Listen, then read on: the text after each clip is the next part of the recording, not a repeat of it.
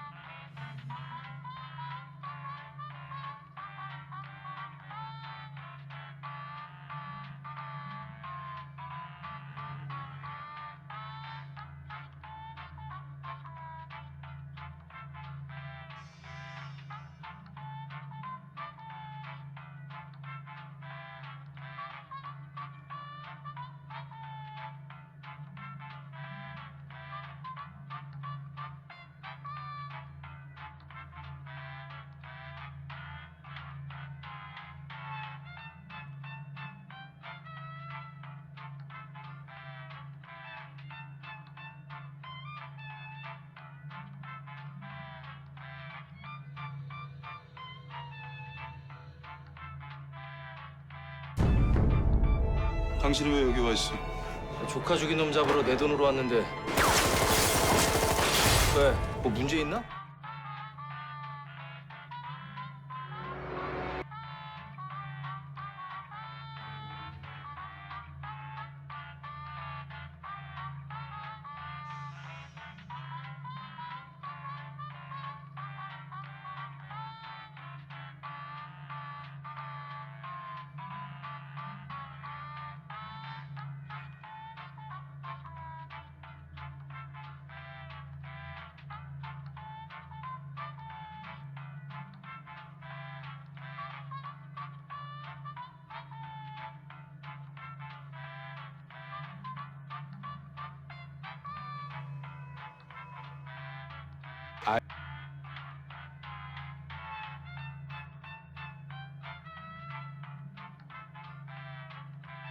I've met the person I want to spend the rest of my life with. I've never seen her.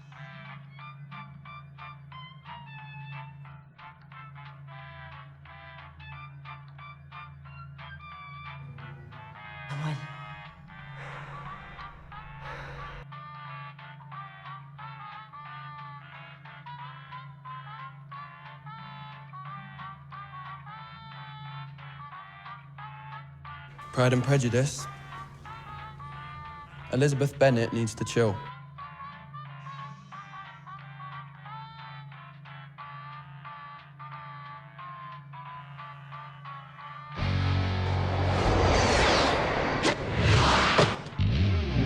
蓝雨欣真好，可以打败这么多网球好手。我坐下，打网球就是为了击败每一个人。还差得远，你还差得远呢。你们还差得远呢。我不需要朋友。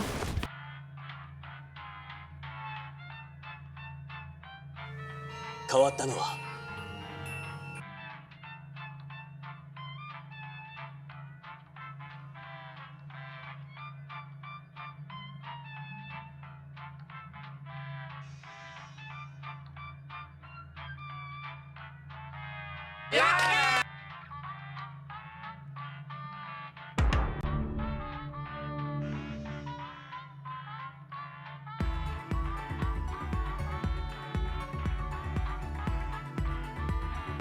こんばんは。こんばんは。テラスハウスは見ず知らずの男女6人が共同生活。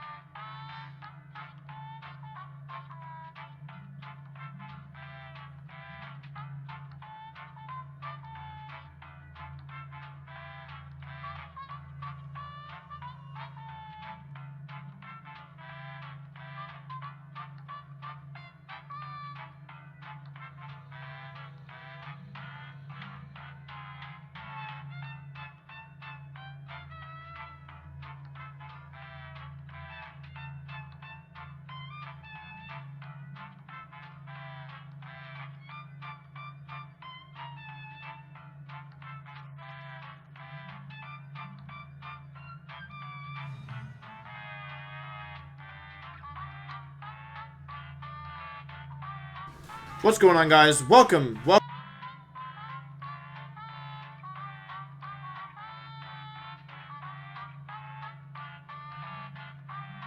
Welcome to my YouTube video channel. Woo! Anyway, the way you're using a team by Cassius_UK. I think the team looks really cool. You can see it in front of you. I was interested in the Shell Smash Blastoise because I haven't seen. I know people have been talking about it, but I haven't seen it that much. It also has Assault Vest Incineroar and Nasty Claw Rotom, all of which are cool. So, I mean, Assault Vest Incineroar is not that cool. Ban Incineroar by the Life Orb, but we'll see.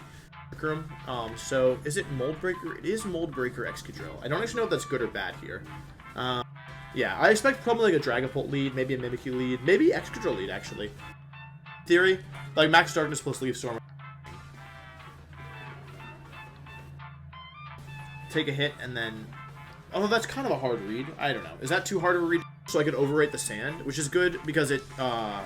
Wait, maybe I should have gone for Darkness into Tyranitar. That would have been really good. What is Mimikyu going? Play Rough into missing, no connecting, but I survived that as well. So that's a good turn from my end, in my books. Actually, here's why Hailstorm is good. This is the only good thing that comes out from me using Hailstorm. It tells me who's slower between Incineroar and Tyranitar, which is valuable. So let's see. Who hit first? Disguise breaks. Bop.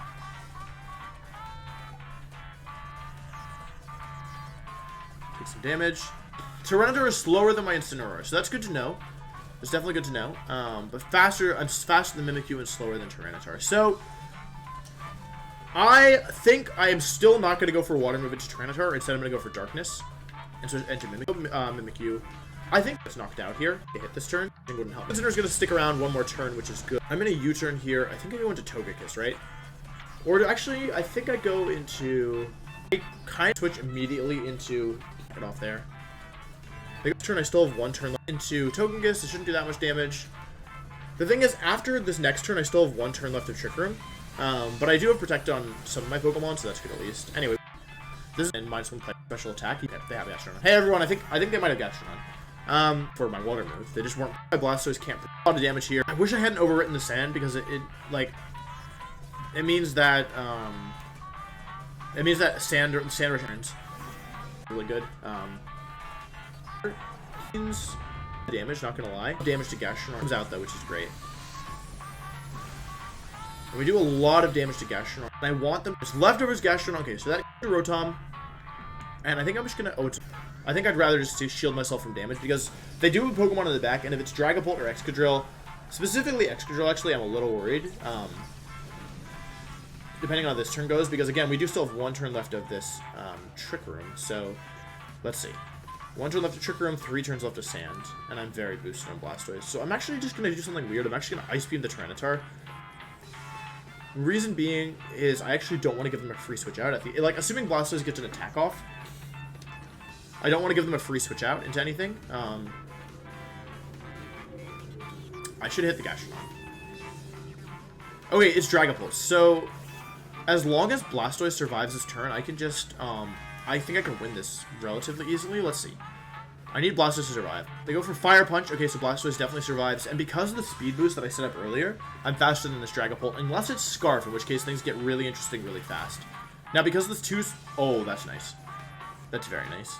We freeze the Tyranitar. Rotom, then Dragapult. Okay, it's not Scarf Dragapult. That actually didn't matter, truth be told. Because it mattered only in the sense that if I miss a Leaf Blade... or a Leaf Storm, then it could have mattered, but other than that, it did not matter. So I'm going to Ice... Wait, who's stronger? Ice Beam is stronger. I'm going to Ice Beam the Dragapult here and go for a Leaf Storm. The freeze didn't matter because... I mean, it kind of just sealed victory, I guess, but they had no way to switch into Ice Beam plus Leaf Storm. And actually, Fire Punch would fall them anyway. But yeah, Ice Beam comes out thanks to the Shell Smash and set up turn 1. Gonna KO Dragapult here. And then Leaf Storm should KO Tyranitar. Unless I miss, in which case, maybe there's still a way that my opponent could win this. But if I connect, which is 90% accurate, I do, that should be the game. Because, yeah, Gastrodon cannot, they can't take an Ice Beam. Huh, so yeah, definitely scary. Blastoise was really good. It did a ton of damage. Even though I don't think I used Blastoise especially well. That game, I Shell Smashed in front of a Trick Rooming Tyranitar. But it was still really good. It didn't even get KO'd the whole game. So, yeah, I think if you're able to pull out the Shell Smash and you're, you get +2/+2/+2 without +2/+2/+2 without losing anything, I think it's very you're in a good position, especially if you still have Dynamax available. Blastoise got to set up for more or less free this game. Excuse me. And that's very threatening. So yeah. Cool. Blastoise felt solid to use. I don't know how I feel about Water Spout as my water move, because it means that, like, once, like, in the end game there, like, if they didn't have Gastrodon, like, I couldn't necessarily just click my water move, but it's, like, good if you get it set. It's, like, it's kind of like, if you're already winning, if you're already in a good position with Blastoise, it can just, like, immediately seal it for you, but if you're losing, it could be tough. It could definitely be tough. So yeah, we'll do one more. That game felt like it took a while, but I guess it didn't take that long. It was only like, what, 7 turns? 5 turns to Trick Room, and then... Oh yeah, 1 turn after that, and then forfeit, so... Yeah. Shell Smash Blastoise is definitely a cool Pokemon. Alright, let's see what they have. Mike Cool 92. Let's see what Mike Cool 92 is bringing today. Cinderace. I've been playing a lot of Cinderaces recently, it feels like. Excadrill, Duraludon, Whimsicott, Dracovish, Grimmsnarl, Cinderace. So I feel like I can just do Blastoise stuff here, right? Like, I can just Shell Smash and then go to town. So I'm gonna lead Blastoise. I don't know if I want to lead... I think I want to bring in Incineroar here. I kind of want to do... The only thing about these guys is... I'm gonna bring extra tokens in the back, because I'm a little worried about Duraludon, so that's like the one thing here. If they lead with Duraludon, it could be kind of tricky, so yeah. So I'm gonna bring extra on the back so I have a safe switch into Max Lightning, and then, yeah, go from there. I don't think... This Incineroar doesn't have Snarl, which is, you know, not amazing in this situation. I would have liked to have Snarl to lower things attack. But you can't win them all, and you can't win any of them. I have to be really careful around that Grimmsnarl, especially since my Blastoise doesn't have Protect. That's something worth noting. Yeah. I can't protect my Blastoise because I don't have Protect on it, so I've had to Max Guard, which is fine. I think I'm just going to Shell Smash here. I'm going to Shell Smash, I'm going to fake out the... They're going to hit me with Max Energy Ball, and I might just drop. Truthfully, I'm not so sure. I let know survives this, and I think there's a good chance that I just drop. Blastoise survives with 12 health left. Okay, so... Which is good, but what the heck am I going to do with it? Blastoise, default set, versus Dracovish. Ice Beam does not come anywhere close to KOing Dracovish. So, I have to let Dracovish blow one of my Pokemon up, which is a problem. So, I guess I have to switch to... I could actually fake out and have the damage, and then go Togekiss if I wanted. Wait a second, what do they have in the back? Alright, I think I see a way to win this, and I think the answer is Ice Beam to Whimsicott, and then I'm gonna double the Whimsicott here, knowing I might just drop Incineroar. That didn't do as much as I wanted. Give me a freeze. No freeze. Alright, Fish's Ring comes out. I think Incineroar could never mind, I survived. I mean, I don't... Max Strike. Just barely not have. I'm gonna go for... though. Drill in the back. Max. Airstream. Okay, well, there's good Dynamax there, because that was the other option. And Gleam. Get another tiny... The thing is, I could Dynamax here and... Okay, I want to go Extra Drill, but then I lose my Sash. What was the gonna go? Okay, and I have... That makes so much sense. That's what Max Strike was based off of. It was based off of Endeavor. Well, at least they didn't hit my... If they doubled my Togekiss there, I would have just lost the game, so... Max Starfall comes out. I do get rid of Duraludon. Okay, we're still in this. I overwrite the Grassy Terrain. Yeah, with Endeavor, I totally could have lost that. I, like, mega could have lost that. But instead I get both KOs, which is really nice. U-Turn comes out here. Gonna go into Excadrill and have my Sash still intact. They did pop my Berry, though, which is a problem.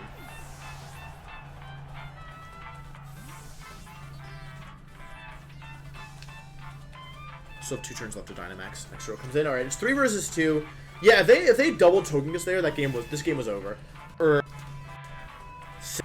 High horsepower into Cinderace and does a lot of damage. I cannot be burned, thankfully, because I set up Misty Terrain. Sash keeps me alive.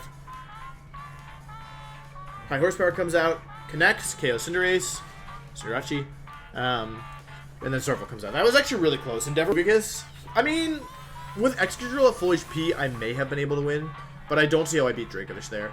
It would have been, but I feel like I should have lost because of how.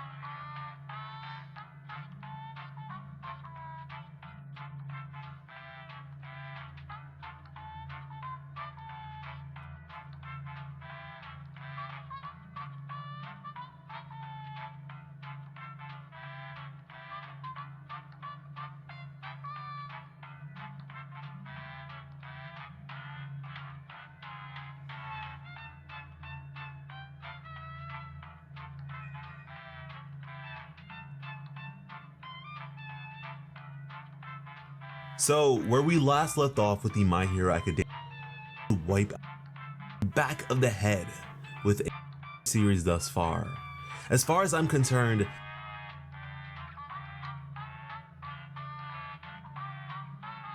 give everything to protect them. He was one of the most likable characters in the entire series, and although we previously predicted his death in this arc, it doesn't come to us at any less of an impact. This entire life story made me both immensely excited thought about this chapter. As always, I am Slice of Otaku.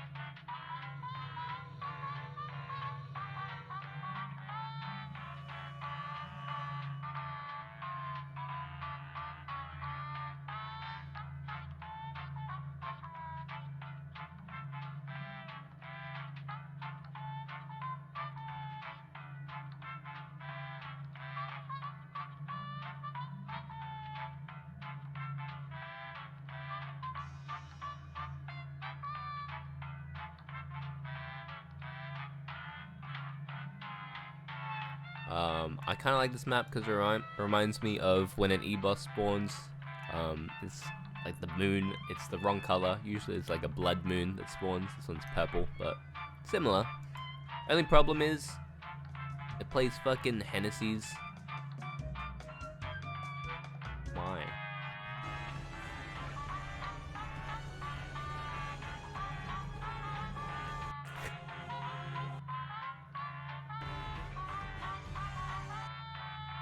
Streak. No way. One away from checkpoint. Close. Just gonna drop down, get hard stuck at 10 stars.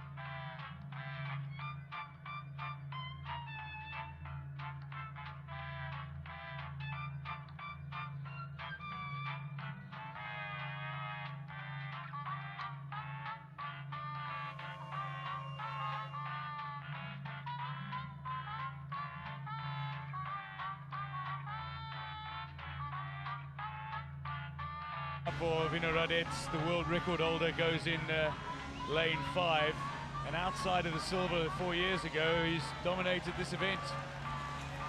He has indeed. He hasn't posted the fastest qualifying time, but he will be challenged by Huang Wenpeng. So there we go. The world record mark, 42.60. We are right at as we just wait for the athletes to prepare for their freestyle heat. So the lineup is Tronco from Mexico, Du Jianping from China. Two Chinese athletes together, so Du is in lane 3, Huang Wenpeng is in 4, Vino Radet in 5, Martinez Tajula in 6, and Nasolowski in 7 from Namibia.